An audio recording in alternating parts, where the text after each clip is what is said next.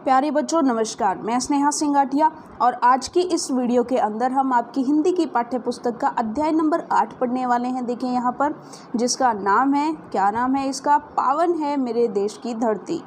तो चलिए इस अध्याय को पढ़ते हैं। यहाँ पर देखिए मंदिर और इस तरीके से यहाँ पर नदी, यहाँ पर नाव में लोग दिखाए गए हैं। तो चलिए पढ़ते हैं। बहुत ही मज़ेदार ये कविता है। पावन है मेरे देश की धरती, तपस्थली हर ग्राम है, कण कण में भगवान रमे यहाँ, हर घर तीर्थ धाम है। तो देखिए यहाँ पर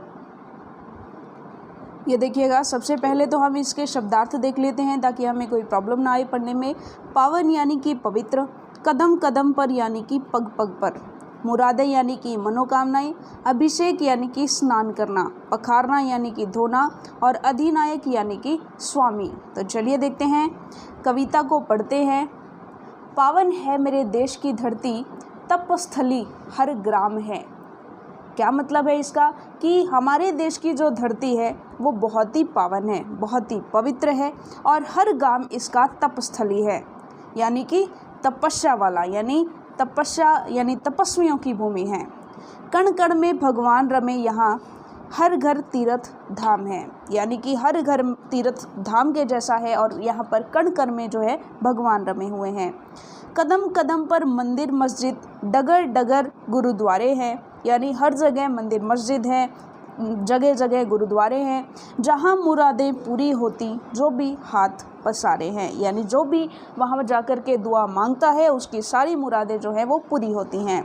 हर नारी देवी की मूरत, यानी हर नारी पवित्र देवी की मूरत जैसी है। बच्चे राम और श्याम हैं, राम और श्याम के जैसे यहाँ के सभी बच्चे हैं। पावन है मेरे देश की धरती, तपस्थली यानी कि तपस्वियों की ये भूमि है।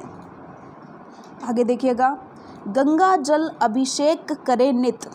अभिषेक कहाँ पर होता है? माथे पर, यानी कि सिर पर होता है।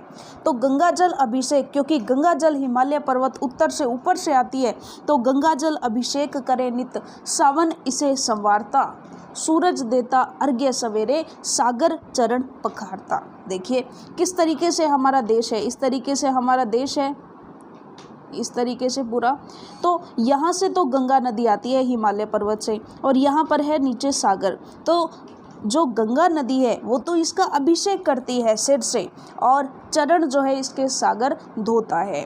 सूरज पूरे जहान में ही आता है वैसे तो, और हमारे भारत को भी वो क्या करता है, सुबह सवेरे आकर के अर्घ्य देता है। और सावन से चूँकि पूरे देश भर में बारिश होती है और एक पूरी सारी जगह हरियाली छा जाती है, एक नया यौवन छा जाता है पूरे वातावरण में, तो सावन इसे संवारता है, यानी कि इसका श्रृंगार करता है। तो इस तरीके से यहाँ पर दिया गया है। जनगण मन अधिनायक भारत, शत शत तुझे प्रणाम है।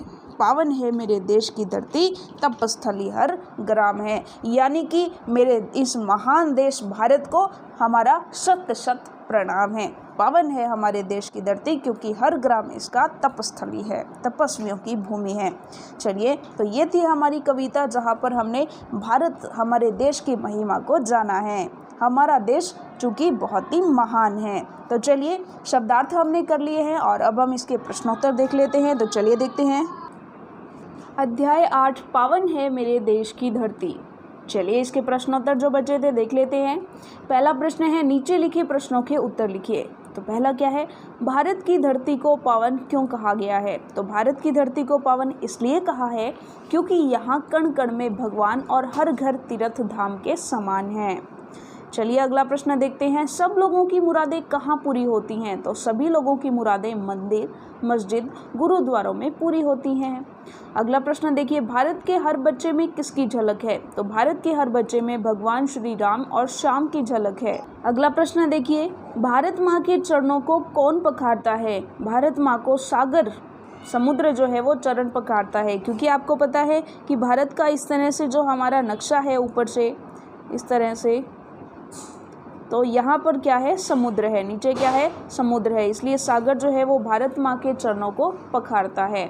आगे देखिए, इस कविता में कवि ने किसको 100 बार प्रणाम किया है? तो इस कविता में कवि ने धरती माँ को यानी भारत माता को, धरती माँ को शत शत प्रणाम किया है। आगे देखिएगा प्रश्न 2, सही कथनों के आगे टिक लगाइए और गलत कथनों के आगे क्रॉस लगाइए। भारत की धरती पावन है, तो ये बात बिल्कुल सही है, तो हमने क्या लगाया, टिक लगाया। अगला देखिए, यहाँ हर घर तीर्थ के समान नहीं है, तो ये तो कथन गलत है। यहाँ कदम कदम पर मंदिर मस्जिद हैं, बिल्कुल सही है। सूरज रोज सवेरे भारत भूमि को अर्घ्य देता है, तो ये बात भी बिल्कुल सही है, रोज सुबह सूरज आता है। भारत माता के चरणों को समुद्र गंदा करता रहता है, नहीं, ये बिल्कुल गलत कथन है। अगला देखिए, उचित शब्दों से रिक्त स्थानों की पूर्ति कीजिए। पावन है मेरे देश की धरती, डैश हर ग्राम है, तो तप्त स्थली हर ग्राम है। तो यहाँ पर वनस्थली की जगह क्या आएगा, सॉरी तप्त स्थली, और वनस्थली में क्या आएगा, तपस्थली। आगे देखिए, यहाँ सभी की डैश पूरी होती है, मुरादें या जिद, मुरादें। सूरज देता डैश सवेरे, अर्घ्य देता है या पुष्प देता है, अर्घ्य देता है, यानी अपनी उपस्थिति को दर्ज कराता है।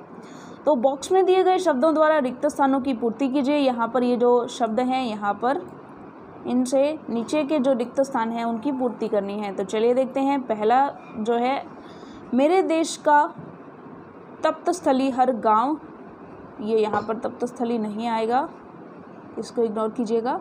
मेरे देश का हर गांव डैश है, क्या है, तपस्थली। यहाँ डैश डैश में भगवान है, कहाँ पर, कण कण में। यहाँ डगर डगर पर गुरुद्वारे हैं। यहाँ हर एक नारी डैश की मूर्ति है, किसकी मूर्ति है, देवी की मूर्ति है। इसके चरणों को रोज सागर डैश है, क्या करता है, पखारता है।